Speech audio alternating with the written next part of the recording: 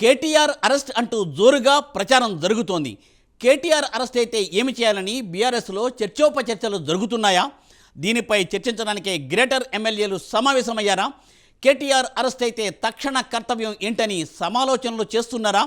తనను అరెస్టు చేసినా పర్వాలేదని కేటీఆర్ ఎందుకు అంటున్నారు? ఈ నేపథ్యంలో కేటీఆర్ అరెస్టు తప్పదా? Let us watch the story.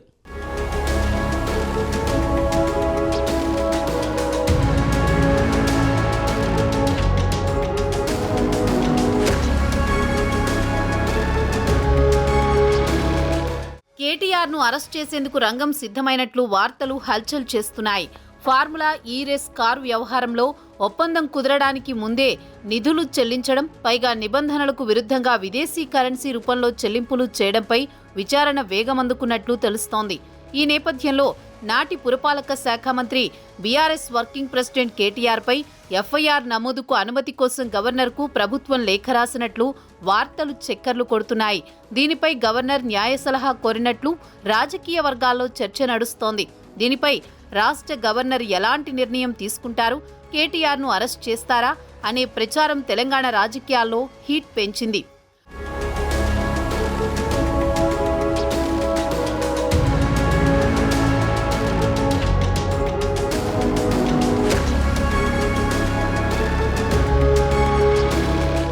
మరోవైపు మంత్రి పొంగులేటి శ్రీనివాసరెడ్డి మరోసారి బాంబు పేల్చారు.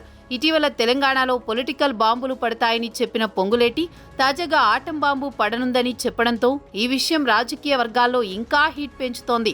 ఆ ఆటం బాంబు కేటీఆర్ అరెస్టేనని ప్రచారం జరుగుతోంది. ఈ క్రమంలో తనని అరెస్ట్ చేయాలనుకుంటే చేసుకోండని కేటీఆర్ చెప్పడం కూడా తాజా పరిణామాలకు ఊతమిస్తోంది.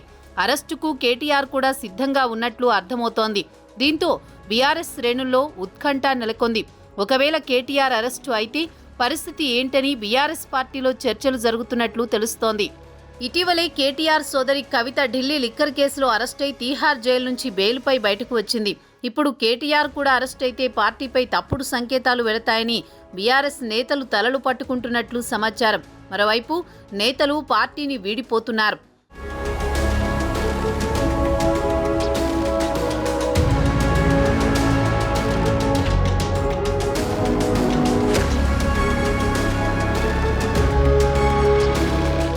బీఆర్ఎస్ అధినేత కేసీఆర్ అసలు బయటికే రావడం లేదు. గత అసెంబ్లీ ఎన్నికల్లో ఓటమి తర్వాత లోక్సభ ఎన్నికల ప్రచారంలో పాల్గొన్నారు కేసీఆర్.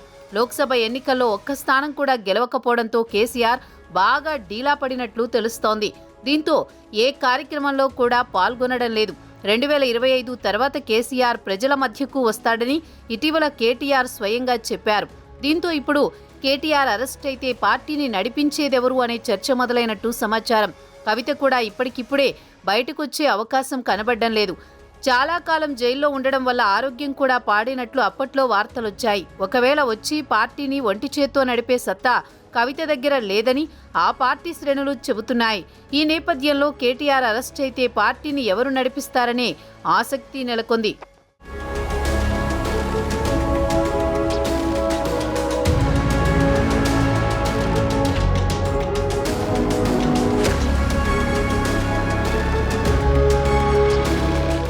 కేసీఆర్కు మొదట్నుంచి కుడిభుజంగా ఉన్న హరీష్ రావు పేరు తెరపైకొస్తున్నట్లు తెలుస్తోంది.